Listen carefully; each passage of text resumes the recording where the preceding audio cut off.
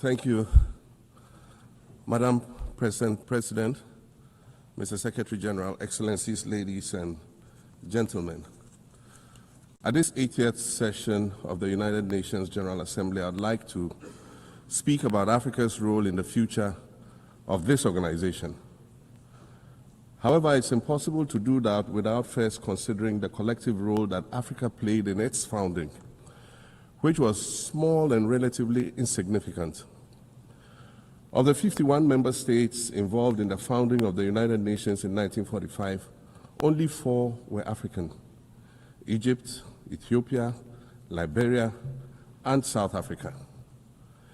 It is important to point out that the United Nations came into being in the aftermath of World War II because of the inability of its predecessor, the League of Nations, to avert a large-scale global conflict, which had been its guiding purpose when it was founded in 1920 at the end of the First World War. Out of the 42 founding member states of the League of Nations, only 3 were African: Liberia, the Union of South Africa, and Ethiopia. Egypt was to join later in 1937. Africa's overall participation in the organization's founding was minimal and relatively unimportant. That's because before all the other talks and meetings, representatives from a group of 40 nations gathered in Berlin for a series of discussions that began in 1884 and which led to the partitioning and formal colonization of the African continent, which is also called the Scramble for Africa. It has famously been written that past is prologue. Well, in the past, the majority of the 54 nations that now comprise Africa were never offered a seat at the table where plans for a new world order were being drawn. But, Madam President, as fate would have it, the tables are turning, and Africa's role in the authorship of whatever is yet to come for this world is going to be huge, and it will be consequential. According to this organization's own projections, by the year 2050, more than 25% of the world's population is expected to come from the African continent. Additionally, by 2050, 1/3 of all young people aged between 15 to 24 will be residing on the African continent. So you see, the future of this world is African. Allow me to say this once again a little louder for those of you in the back. The future is African.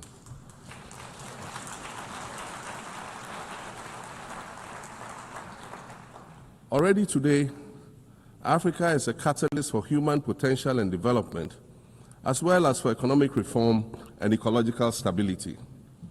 Africa is a catalyst for systemic change.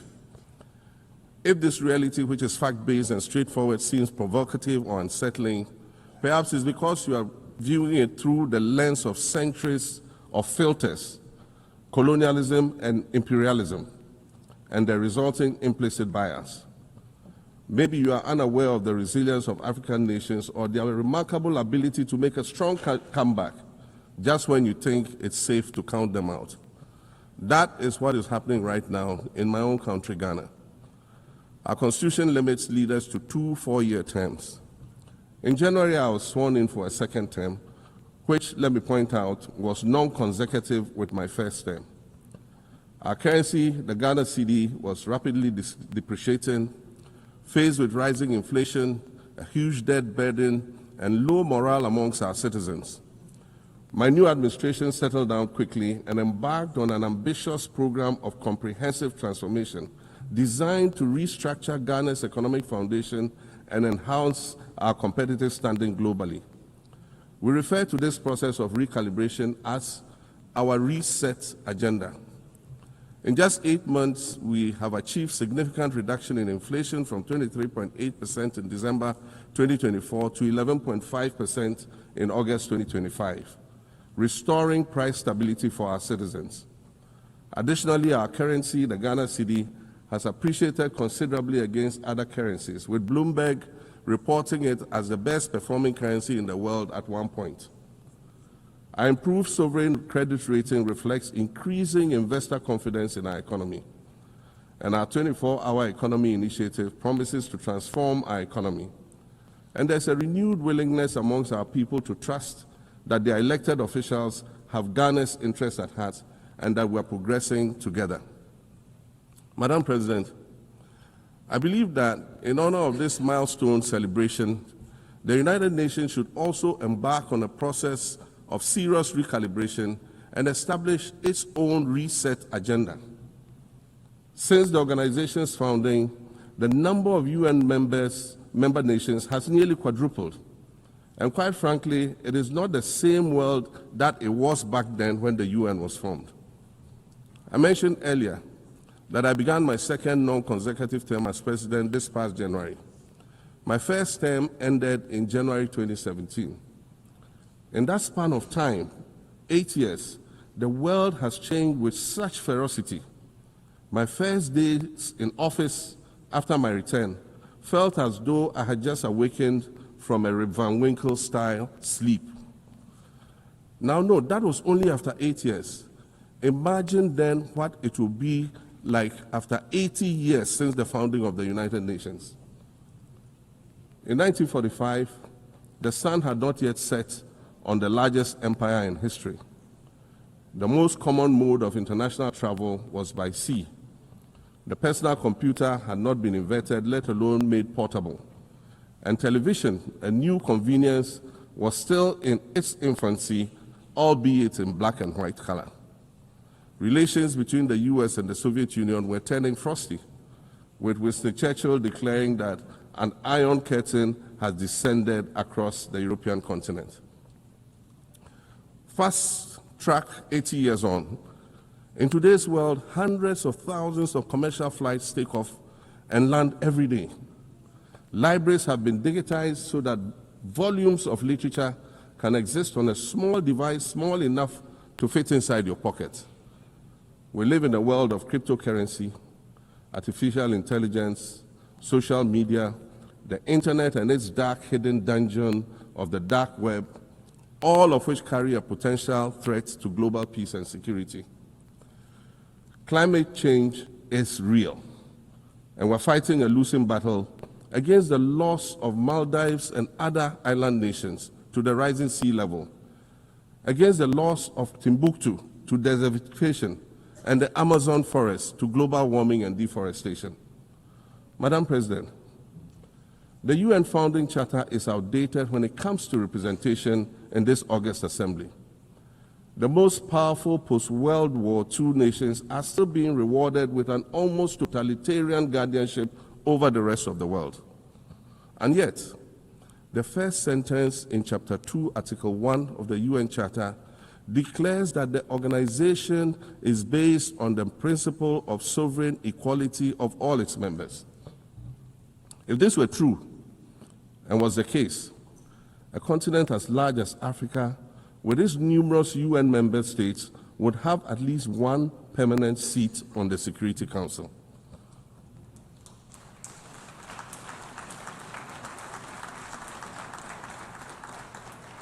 Furthermore, we believe that veto power should not be restricted to only 5 nations, nor should it be absolute. There must be a mechanism in this House for the General Assembly to challenge a veto. No single nation should be able to exercise an absolute veto to serve its own interests in a dispute. In 1995, during the 50th anniversary of the United Nations, Nelson Mandela stood in this very spot, and he said, "The United Nations has to reassess its role, redefine its profile, and reshape its structures. It should truly reflect the diversity of our universe and ensure equity among the nations in the exercise of power within the system of international relations in general and the Security Council in particular." I close quotations. 30 years later, we African leaders are still making the same simple request for a permanent seat on the Security Council with the power of a veto. So today, Madam President, I stand here in this exact spot and ask the world, if not now, then when? We demand not only a reform of the Security Council, but also a reset of the global financial architecture, which is currently rigged against Africa. Africa must have a greater say in the world's multilateral financial institutions. And while I'm making requests, I'd like to call for the removal of the blockade on Cuba. As Dr. Kwame Nkrumah, our nation's founder, famously said, we seek to be friends with all and enemies to none. The Cuban people shed their blood on African soil in the fight against apartheid. And indeed, Cuba has been and continues to be a faithful friend of Africa. You see, the very fact that I can stand here and ask these things and say these things, and the fact that all nations can ostensibly gather here to address critical global issues, air our grievances, and express our concerns, that is what makes the survival of this organization so important. In every old city or village, you'll find a town square, or a courtyard, or a plaza that once served as a gathering space for the citizens of the community and their leaders. Meetings and celebrations were held there, as were trials and elections. And these were spaces that brought people together and held them together as a community. Sadly, time and technology have eroded these spaces. Madam President, in many ways, the United Nations is the proverbial town square of our modern global village. And it has never been more critical for us to protect this one space that brings and holds the world nations together as a community. The internet, social media platforms, and artificial intelligence offer us the illusion of connectivity, when in fact what they do is reinforce isolation by using algorithms that ensure that we do not receive new ideas and perspectives, but rather more of the same content. We are served alternative facts and manipulated images, making it easy to disseminate disinformation and sow seeds of division amongst communities. Madam President, these are dangerous times. Our world is currently experiencing a rise in nationalism and economic instability. There's a general breakdown of multilateralism. Various acts of aggression have been committed against the sovereignty of others, and nations are attempting to circumvent the very safeguards that were put in place to prevent large-scale global conflict. These conditions are all too similar to the ones that led to the League of Nations' failure in fulfilling its mandate. The denial of visas to President Abbas and the Palestinian delegation sets a bad precedent and should be deeply worrying to all member nations of the United Nations.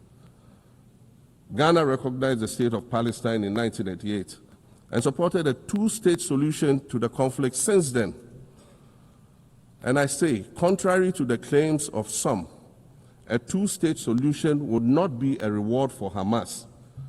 It would rather be a reprieve for the hundreds of thousands of innocent women and children and people who are facing collective punishment and forced starvation for no reason other than the fact that they are Palestinian.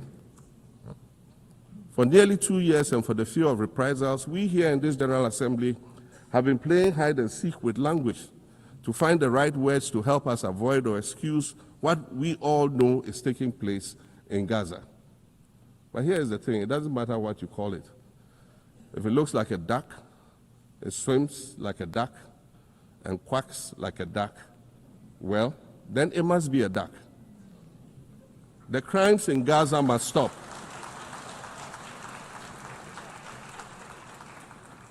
The crimes in Gaza must stop. Madam President, I also want to draw particular attention to the conflict in Sudan, which this body has described as the world's largest humanitarian crisis. 12 million people have had to flee their homes. And when we speak of migration, we refer to the 12 million new Sudanese refugees, whom we as a global community should be willing to assist in much the same way that many member nations readily assisted new refugees coming out of Ukraine. Let's dispense with the euphemisms and dog whistles and speak frankly. It is not a mystery that when leaders of Western nations complain of their migration problems, they are often referring to immigrants from the global south. But many of those immigrants are climate refugees. And interestingly, the global north emits 75% more greenhouse gases than the global south. However, the effects of climate change are more severe in the global south because we lack the resources to address them effectively. And so when the desert encroaches on our villages and towns and they become unlivable, we are forced to flee. Warsan Shire, a Somali-born prophet, a Somali-British poet born in Kenya to Somalian refugee parents, was London's first youth poet laureate. She writes in her poem titled Home. And it says, you have to understand that no one puts their children in a boat unless the water is safer than the land. No one bends their palms under trains beneath carriages. No one spends days and nights in the stomach of a truck feeding on newspaper unless the miles traveled mean something more than just a journey. Madam President, we cannot normalize cruelty. We cannot normalize hatred. We cannot normalize xenophobia and racism. If we're going to tell a story, let's not tell it slant. Let's tell all the truth. When we speak of migrants, we speak of Mami Ewusi Mensah Frimpong, a judge on the U.S. District Court for the Central District of California. She's the first black female judge on any of California's 4 federal district courts. She was born here in America to immigrant parents from Ghana. We speak of Peter Bosman, a medical doctor in Ghana who moved to the town of Piran in Slovenia in the 1980s and later became the first black mayor of Piran, the first black mayor in Slovenia and in the whole of Eastern Europe. We speak of T. Michael, the iconic Ghanaian Norwegian artist and designer. And of course, we speak of the late Kofi Annan, former United Nations Secretary General.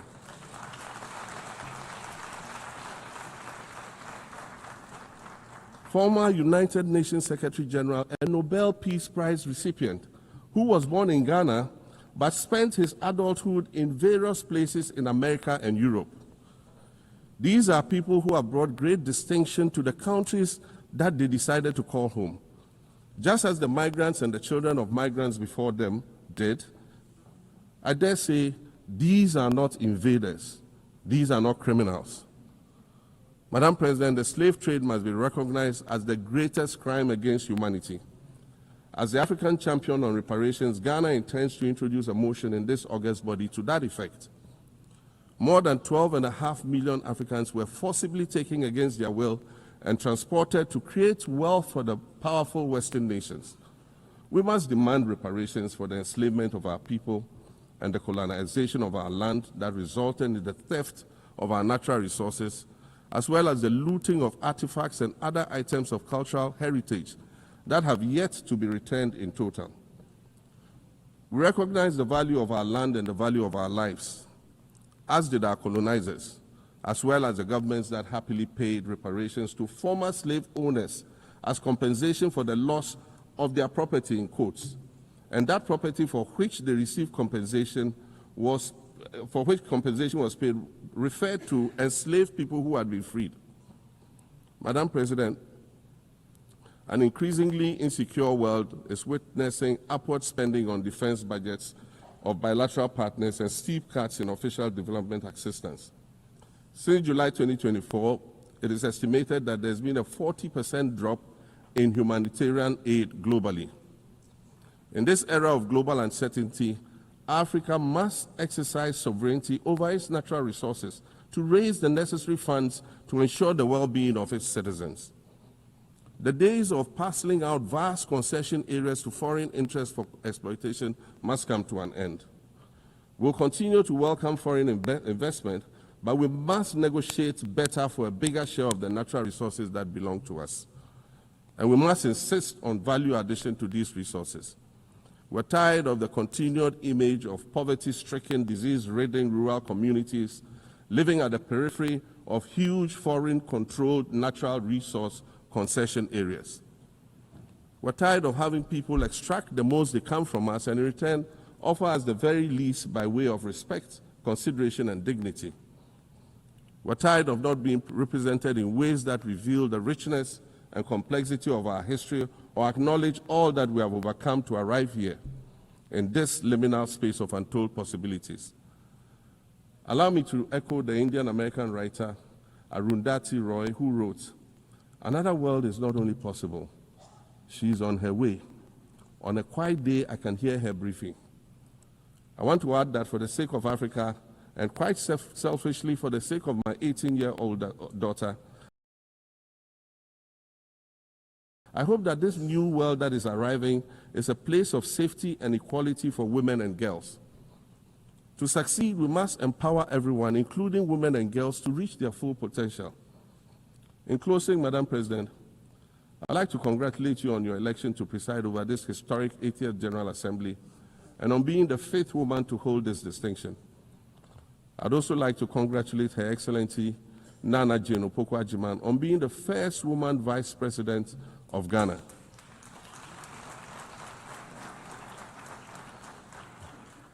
Now every Ghanaian girl knows the heights to which she can ascend. Words matter, but issues of representation matter even more, which is why Ghana looks forward to the appointment of a woman as Secretary General of this organization in the near future. Madam President, Your Excellencies, I thank you for your kind attention.